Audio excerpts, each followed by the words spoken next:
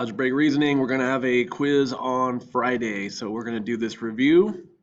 If you've been doing your assignments in Khan Academy and Go Formative, this should be not too hard, but either way, this review video should help you understand the basics of linear equations that you learned back in Algebra 1 as the foundation of what we're doing this year in algebraic reasoning. So let me put myself down here. So if you go to Go Formative, and it should be in your Google Classroom, there should be a link to the review quiz of linear equations. Okay, simple little quiz. All right, and when you're doing this, review, and if it looks too small, you can click zoom in, and then you can click show questions to get the answers back, right? So let's zoom in here. Given the equation y equals 3x plus 7, identify the slope. So I hope you know that y equals mx plus b, right? That the m in front of the x, this 3 in front of the x, is the slope, right? So that's letter A. Let's get that going here. What does that say? Type a message. No, thank you. All right, zoom in. Number 2, given the equation, same equation, identify the y-intercept. I hope you know that mx plus b, the b, this constant number out here by itself, is the y-intercept, right? So in this case, it's going to be 7. So number 2 is letter D. Cool. All right, number 3, y equals mx plus b is what form of a linear equation? Okay. Now, if m is slope and b is y-intercept, that's a slope, that's an intercept, that's called slope-intercept form. Letter C. All right. For number 3. Number 4, use the graph over here to answer 4 and 5. Now, it asks us to find the slope. Okay, so to find slope from a graph, we've gone over this, that you have to do rise over run.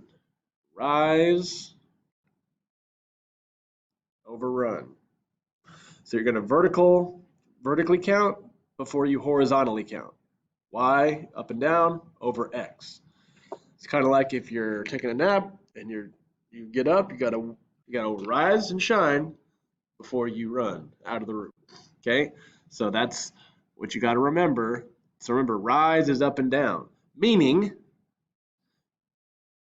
it can be up positive or it can be down negative. Okay, now when I'm doing rise over run, I always think like I'm reading. I go from left to right or left to right, right? So I'm going to start at this one.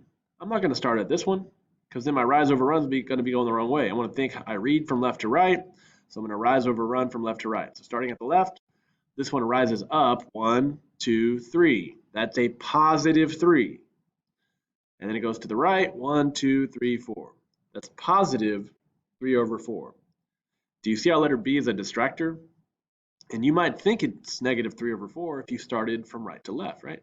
So again, up to the right, those are positives, okay? If it goes down to the right, that would be negative, right? So always start from left to right. If it goes up to the right, that's positive. If it goes down to the right, that's negative. So this one's 3 over 4. That's going to be letter D on this one, number 4. Then last but not least, let's find the y-intercept. Well, where does this red line cross this vertical y-axis? Right here at negative 5. Letter A, right? All right. That's it for the review, and that's it for your quiz. Your quiz is going to look very similar to this. So if you can get these basics down, you should have a not too bad, not too hard quiz grade. Hit submit. Boom. All right. So again, do this review and be ready to do, and make sure you've done all your missing assignments in Khan and Go Formative, and be ready on Friday for that quiz. Okay, it's going to be just like that review. Should be not too bad. Okay. All right. We'll see y'all later.